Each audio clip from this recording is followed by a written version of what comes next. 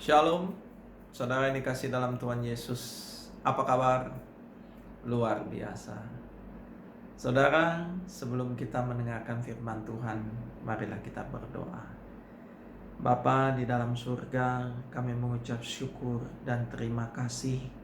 Kalau kami ada sebagaimana ada, itu karena kasih dan anugerah-Mu. Bapa, kami tahu kami perlu firman dalam hidup kami perlu Yesus dalam hidup kami. Berbicaralah ya Bapa kepada masing-masing kami, sehingga kami mengerti akan firman-Mu. Dan biarlah firman-Mu itu yang mengubahkan kehidupan kami. Sementara firman diberitakan, yang sakit disembuhkan, yang lemah dikuatkan, yang terikat dilepaskan, yang terbelenggu dibebaskan, yang putus pengharapan, Engkaulah sumber pengharapan kami. Bapa, hamba-Mu ini sangat terbatas. Urapi hamba-Mu Bapa, hamba-Mu percaya kuasa Allah Roh Kudus sangat tidak terbatas, menjamah setiap kami, sehingga firman yang diberitakan ini menguatkan kami, meneguhkan kami, bahkan memberkati kehidupan kami. Di dalam nama Yesus yang percaya, katakan amin. Saudara, izinkan saya untuk mengucapkan selamat Paskah kepada saudara-saudara sekalian. Saudara, berbicara mengenai Paskah adalah momen yang harus benar-benar kita rayakan. Karena Paskah berbicara mengenai kemenangan Tuhan Yesus. Mengingatkan peristiwa bahwa Dia mati dan bangkit, saudara. Untuk saudara dan saya. Dia menebus saudara dan saya. Dan Dia akhirnya menang. Menang dari kuasa maut. Menang dari sengat maut. Amin. Beri kemuliaan buat nama Tuhan. Haleluya. Saudara yang dikasih dalam Tuhan, yang Tuhan mau dalam kehidupan saudara dan saya adalah hidup yang berkemenangan di dalam Tuhan. Saudara, kalau berbicara mengenai kemenangan, siapa yang tidak mau menang? Siapa yang tidak mau berkemenangan dalam hidup ini? Semua orang pasti mau. Tapi tahukah saudara bahwa ada yang bisa menghambat saudara untuk tidak bisa meraih kemenangan, yaitu ketakutan. Ya, ketakutan itu bisa menghambat saudara bahkan jauh dari kemenangan. Karena kenapa? Orang yang takut adalah orang yang tidak bisa menang. Tapi hari ini kita mau belajar bagaimana firman Tuhan menerangkan bahwa Tuhan memberikan kita bukan roh ketakutan. Kita buka dalam 2 Timotius 1 ayat yang ke-7. Saya bacakan firman kepada saudara. Dalam 2 Timotius 1 ayat yang ke-7 firman Tuhan. Sebab Allah memberikan kepada kita bukan roh ketakutan, melainkan roh yang membangkitkan kekuatan, kasih, dan ketertiban. Haleluya. Saudara yang dikasih dalam Tuhan, Allah tidak pernah memberikan kita roh ketakutan. Haleluya. Kalau kita takut, berarti dari siapa saudara? Kalau bukan dari Allah, berarti dari siapa? Dari iblis, saudara. Karena iblis tahu dia tidak bisa merebut saudara dan saya dari tangan Tuhan untuk merebut kemenangan. Yang dia bisa lakukan adalah menakut-nakuti saudara, sehingga saudara tidak bisa melihat karya Tuhan dalam hidup saudara. Saudara tidak bisa melihat lagi penyertaan Tuhan dalam hidup saudara. Bahkan saudara tidak bisa melihat lagi, merasakan hadirat Tuhan di dalam kehidupan saudara. Dia menakut-nakuti saudara. Iblis menakut-nakuti saudara. Berbicara mengenai ketakutan, saudara yang dikasih dalam Tuhan, firman Tuhan, di dalam firman Tuhan ada 365 kali disebutkan, jangan takut. Artinya apa saudara? Yesus tahu bahwa yang menghambat saudara dan saya untuk berkemenangan adalah ketakutan. Makanya setiap hari dia berkata kepada saudara dan saya, jangan takut, jangan takut, jangan takut. Ya. Dan saudara tahu bahayanya ketakutan kenapa saudara? Orang yang takut itu tidak pernah punya daya juang yang tinggi. Orang yang tidak pernah punya rasa daya juang yang tinggi, hidupnya pasti penuh dengan kekalahan. Contoh dalam Alkitab, Gideon waktu berperang melawan bangsa Midian, Tuhan berfirman kepadanya, yang takut dan gentar suruh pulang. Wow. Saya waktu membaca firman Tuhan kaget saudara. Karena seleksi yang daripada Tuhan bukan membilang yang tidak pernah berperang, yang tidak pernah pegang senjata, atau mungkin yang tidak bisa bela diri, pulang. No. Firman Tuhan bilang untuk Gideon, bilang kepada kepasukannya, yang takut dan gentar pulang. Wow. Tuhan tahu bahwa ketakutan tidak bisa membuat saudara dan saya hidup dalam kemenangan. Tuhan tahu bahwa orang yang takut tidak bisa menang. Tidak heran ada begitu banyak orang percaya datang pulang pergi, sering datang ke gereja, tapi hidupnya tidak berkemenangan. Karena kenapa? Karena ada ketakutan di dalam kehidupannya. Itu yang Tuhan tidak mau buat saudara dan saya. Dan kita mau belajar bagaimana ketakutan itu muncul. Yang pertama, ketakutan itu muncul dari apa yang kita lihat dan apa yang kita dengar. Ya, apa yang kita lihat dan kita dengar itu bisa menakutkan, saudara. Contoh hari-hari ini. Setiap hari kita dengar berita, kita melihat mengenai perkembangan berita mengenai virus corona. Berapa yang sudah terinfeksi, berapa yang sudah disembuhkan, berapa yang sudah meninggal. Itu akan membuat saudara dan saya menjadi takut. Kita pergi ketemu dengan teman, ceritanya sama saudara. Kita telepon teman, sama ceritanya. Pergi ke teman, ke keluarga, mungkin ke tetangga saudara, semua hari-hari ini beritanya mengenai virus corona. Dan itu yang bisa menakutkan buat saudara dan saya. Betul? Dan yang kedua, apa yang bisa menakutkan buat saudara dan saya? Kenyataan.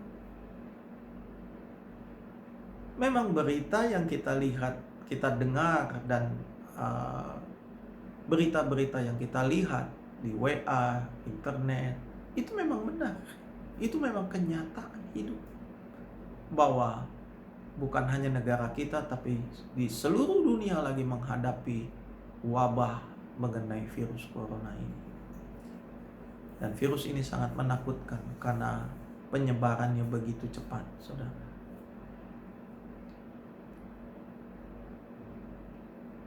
Tapi bersyukur kepada Tuhan bahwa Tuhan hari ini mengingatkan saudara dan saya untuk tetap tidak hidup dalam ketakutan. Kita mau belajar bagaimana kita bisa hidup dalam berkemenangan. Yang pertama, saudara, ingatlah bahwa Tuhan menyertai saudara dan saya sampai akhir zaman. Dia menyertai saudara dan saya sampai akhir zaman. Dan Tuhan yang menyertai saudara dan saya adalah Tuhan yang berkuasa. Kenapa dia bisa berkuasa? Karena dia sudah bangkit dari kematian. Artinya dia mengalahkan maut. Dia Allah yang berkuasa. Dan juga dia Allah yang setia. Dia tidak pernah meninggalkan saudara dan saya sedetik pun. Dan dia Allah yang mengasihi saudara dan saya. Saudara, ingatlah bahwa dalam segala keadaan Tuhan ada. Tuhan ada. Dikatakan dalam Roma 8 ayat 28. Allah turut bekerja dalam segala untuk mendatangkan kebaikan buat saudara dan saya, Pak, yang mengasihi Dia. Saudara, kita selalu bilang, kalau keadaan baik, Tuhan baik. Kalau keadaan tidak baik, Tuhan tidak baik. Saya cuma mau bilang bahwa Tuhan tetap baik, saudara. Kalau kita belajar dari Alkitab, begitu banyak contoh di Alkitab. Yusuf, kalau saudara baca cerita mengenai Yusuf, sedih saudara. Dia itu dibuang, dijual, jadi budak, dan difitnah. Tapi Tuhan tetap menyertai dia. Pada akhirnya Tuhan angkat dia menjadi Perdana Menteri. Saya cuma mau bilang sama saudara, apapun kehidupan saudara hari ini, ingatlah bahwa Tuhan ada di setiap kehidupan kita. Jangan pernah lihat di awal, tapi lihat di akhir. Tuhan sudah beri kemenangan buat saudara dan saya. Bahwa Tuhan tidak pernah meninggalkan saudara dan saya sedetik pun. Dan Dia Tuhan yang berkuasa. Dia tidak pernah sekalipun meninggalkan buat saudara dan saya. Dia bukan hanya Allah yang berkuasa, tapi Allah yang penuh kasih, saudara. Dan kuasanya tidak berubah, dahulu, sekarang, sampai selama-lamanya. Haleluya. Beri kemuliaan buat nama Tuhan. Amin. Yang kedua, bagaimana kita hidup dalam perkemahan.